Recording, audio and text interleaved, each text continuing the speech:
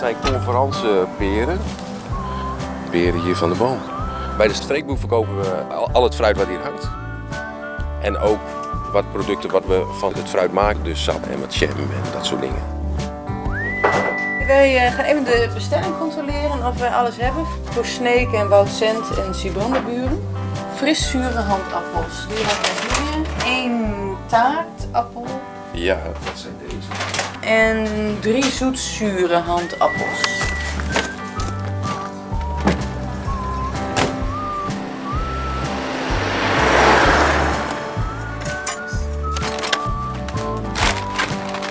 De bedoeling is dat het zichzelf een beetje redt. Nou, dat de boeren hier komen, dat die boeren zelf de boel inpakken, dat ze zelf hier op de merken staan. En dat in principe net de volle personeel bij nodig is. Want dan kunnen we de kosten leeg houden en kunnen we machinal dat bloed waan. Dat is het mooie van de streekboer, denk ik. Dat iedereen doet een beetje en samen maken we toch een soort van naaie supermerk. Het is ten eerste hartstikke leuk. Het meesten van onze producten genieten mooie. En dat is dat wij waarom juist. En dat vind ik altijd wel verschrikkelijk leuk. En daarom is dat contact hier bij de streekboer en direct met de klant zo verschrikkelijk leuk. Dit is eigenlijk een supermarkt. Maar dan is alles vers en lokaal en gelijk de rugstreek bij de boer. En dat heeft net op elke merk.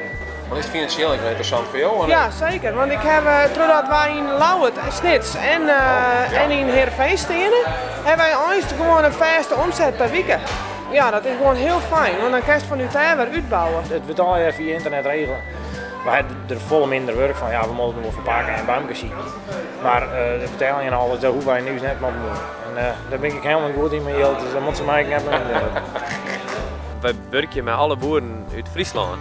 En de natuur, het eten wat hier groeit, ja, dat alles bij elkaar is onze cultuur. Dus wij jouwen die boeren een kans om te groeien en een verhaal te vertellen. Het is gewoon echt en puur allemaal. Dus, En lokaal, hè? ja, lokaal en het smaakt veel beter dan de supermarkt eigenlijk. Vooral deze appelmoes is echt super lekker. Ja? Super lekker, ja. Daar ben je ook fan van? Ja, daar ben ik heel erg fan van. Ja.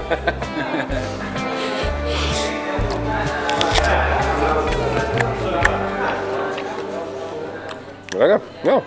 Ja, daar was dus Sjoen en filmpje in Geerwerking bij Culturele Haardstad 2018 bij de streekboer. Vond je het leuk, doe dan toe omheen. Moest er meer van zien, abonneer je dan. En dan komt er volle meer filmpjes in. Dus dan kun je zien hoe ik hier in de auto kom. Zeel met al mijn producten van de streekboer. Even zien. Zo, ja. Huppakeetjes.